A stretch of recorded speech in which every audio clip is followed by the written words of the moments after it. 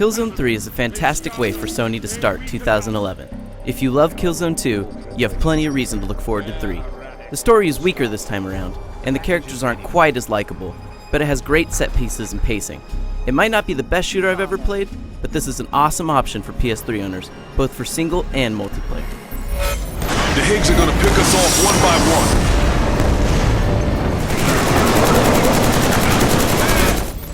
Developer Guerrilla Games is a master of the first-person experience.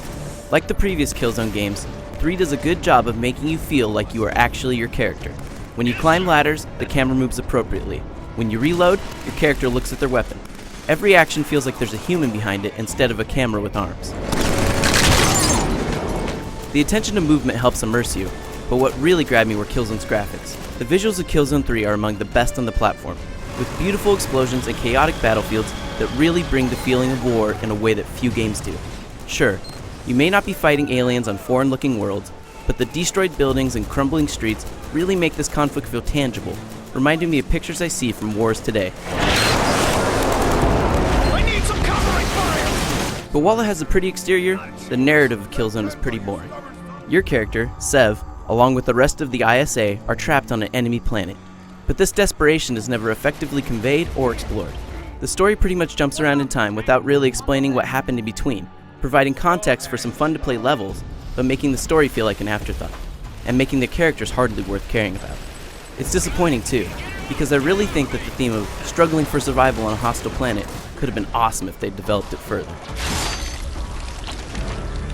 Also problematic for immersion are the occasional hiccups when it loads, or the way the game constantly fades to black between scenes.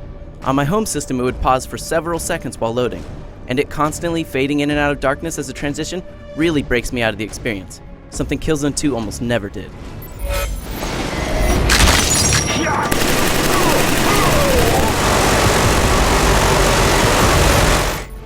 It may have a weaker story, but the pacing and combat are the best they've been in the franchise. The levels vary from secluded jungle and snow environments, to destroyed cities full of enemies and allies duking it out, to empowered vehicle sections that make you feel like a badass and give you a reprieve from the man-to-man, tit-for-tat soldier combat. Killzone 3 feels like you're traversing a wide swath of the world, and it places you in an array of situations that keep it from feeling stale or repetitive. That's it! That's the last one! I got used to the floaty controls of Killzone 2, but with 3, I felt accurate right off the bat. Killzone 3 may not be as snappy as the other shooters out there, but it's been tightened up considerably. Still, like you'd expect from this franchise, everything you do has weight, from the way your character carries his gun, to the heft of the weapons as they shoot out shot after shot. The weapons just feel more realistic this way. Well, as realistic as sci-fi weapons can be anyways, but you won't hear me complaining. I wouldn't trade shots where I can blast apart guys with crazy space energy for anything. The brutal melee attacks also really improve the feel of the combat.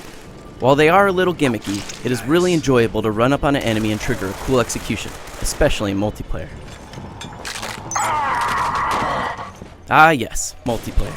The campaign alone makes Killzone 3 a lot of fun, but the multiplayer is the reason it's a great product that people will stick with. The 3 modes are fun to play, offering both standard team deathmatch and more objective-driven options. And the revamped leveling system, where leveling means getting points you can actually use to buy what you want, rather than using a class to unlock abilities for just that class, is a welcome change.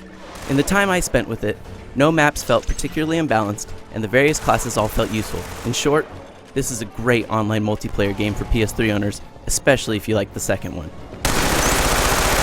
I should mention that Killzone 3 works fine with the PlayStation Move, but unless you're looking for a really different way to play, it's vastly superior with the standard controller in hand.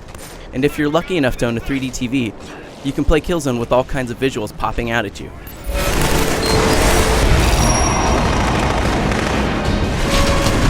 Let's go! Killzone 3 is a great game.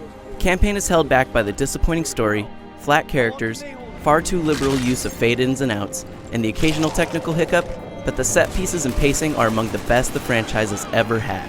This is human-on-human combat done right, and Guerrilla turns scene after scene from first-person shooter into first-person experience.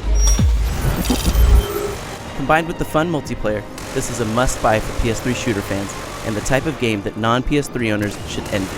For more information on Killzone 3, go to IGN.com.